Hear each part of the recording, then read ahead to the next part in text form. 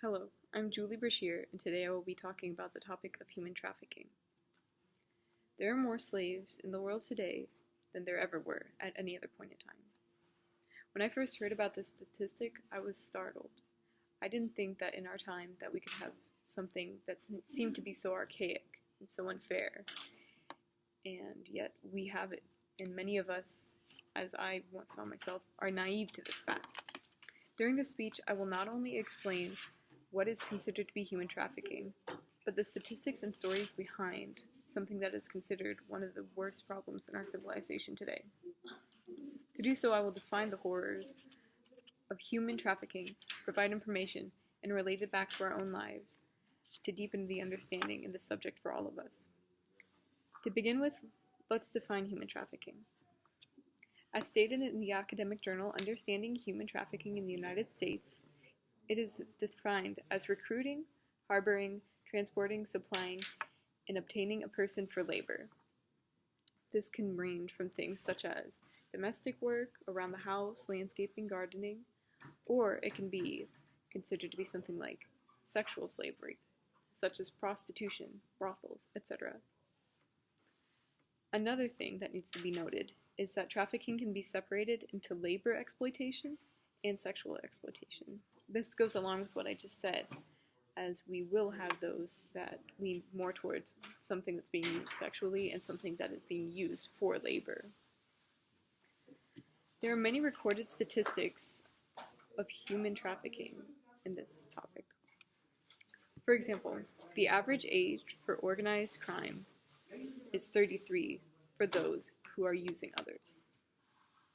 This statistic is brought up from an empirical analysis of the intersection of organized crime and human trafficking in the United States.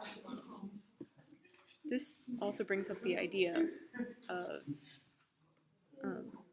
having younger people doing this, going after it, getting money from this.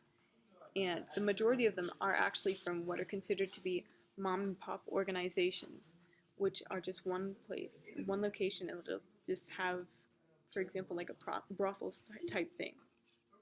So, another point is it is second only to drug trafficking in the world for making the most illegal revenue. It brings in billions and billions of dollars, and that is just in the United States alone. So now, let's look more closely into how human beings are affected by human trafficking. From understanding human trafficking in the United States, even in the face of grueling poverty and destitution, there can be hope. This is how people who are taken in to this lifestyle are affected. They get hope, and then people take advantage of this hope.